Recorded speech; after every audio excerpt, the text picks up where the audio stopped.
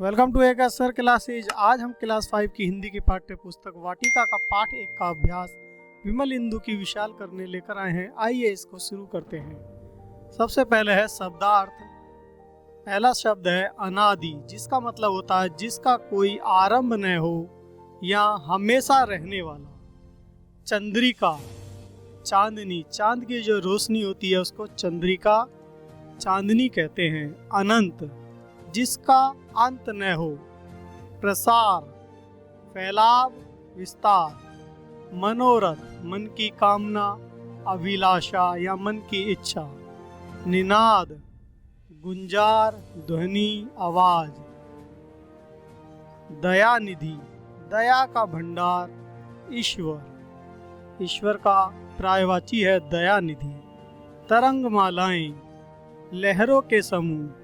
प्रश्न 1, ये बहुत प्रश्न है। ईश्वर की महिमा प्रकृति के किन किन रूपों में दिखाई दे रही है? दिए गए उत्तरों को सही क्रम में लिखिए। पहला है ईश्वर का प्रकाश। विमल इंदु की विशाल किरणें प्रकाश तेरा बता रही हैं, तो इसका सही उत्तर ये होगा। उसकी दया का प्रसार, प्रसार तेरी दया का देखना हो तो देखे सागर, तो ये इसका उत्तर ये होगा। उसकी प्रशंसा के राग, सागर की लहरों के गान में। ईश्वर का मंदहास, चांदनी के रूप में। ईश्वर के हंसने की धुन, नदियों के निनाद में। प्रश्न ख है, परमात्मा को दयानिधि क्यों कहा गया है? परमात्मा संसार में सबसे अधिक दयावान है, इसी कारण उन्हें दयानिधि कहा गया है। अगला प्रश्न है, तरंगमालाएं क्या कर रही हैं?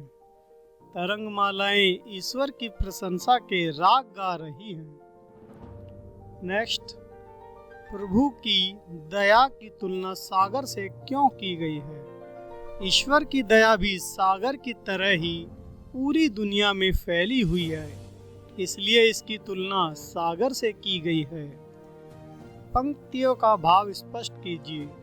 तुम्हारे हंसने की धुन में नदियाँ निनाद करती ही जा रही है। ईश्वर के हंसने की ध्वनि नदियों की लगातार कल कल करने की ध्वनियों में सुनाई पड़ रही है।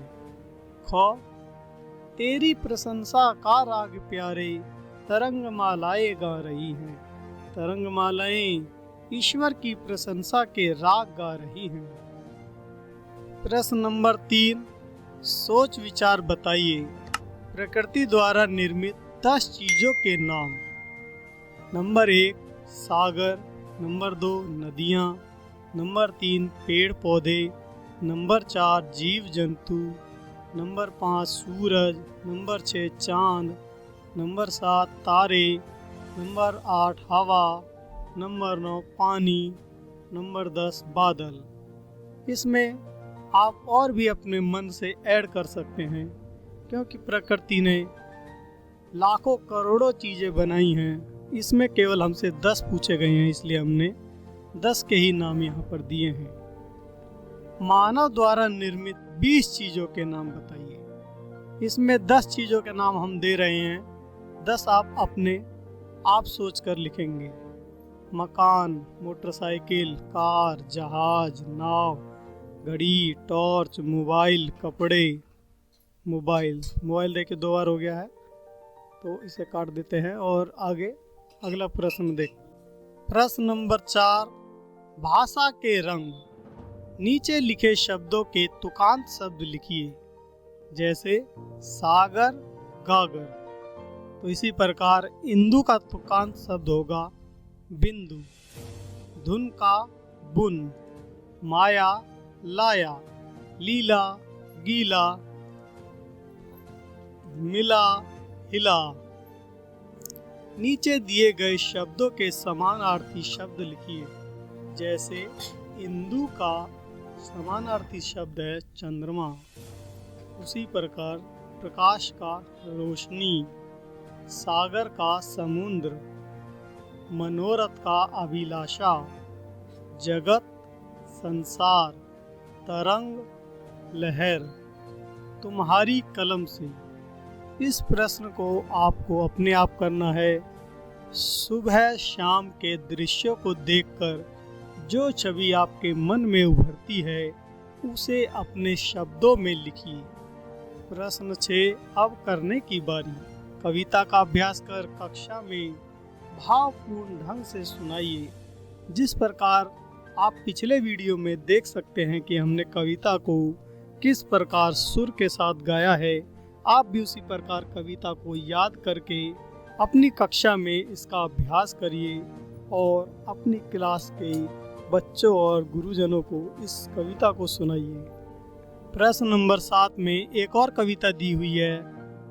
पथ मेरा आलोकित कर दो, नवल प्रात की नवल रश्मियों से, मेरे उर का तम हर दो।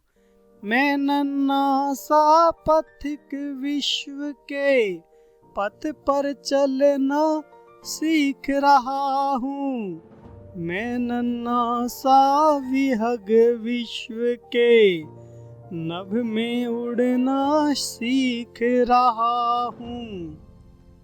पहुँच सकूं निर्दिष्ट लक्ष्य को, मुझको ऐसे पग दो पर दो। पाया जग से जितना अब तक और अभी जितना मैं पाऊं, मनोकामना है यह मेरी, उससे कहीं अधिक दे जाऊं। धरती को ही स्वर्ग बनाने का मुझको मंगल में वर दो। यह कविता द्वारिका प्रसाद माहेश्वरी जी ने लिखी है। अब इस कविता के ऊपर आपको 3 प्रश्न अपने आप से बनाने हैं। कविता का मनचाहा शीर्षक दीजिए और कविता पर चित्र बनाइए। इसी के साथ ये वीडियो समाप्त होता है। वीडियो देखने के लिए आपका सभी का बहुत बहुत धन्यवाद।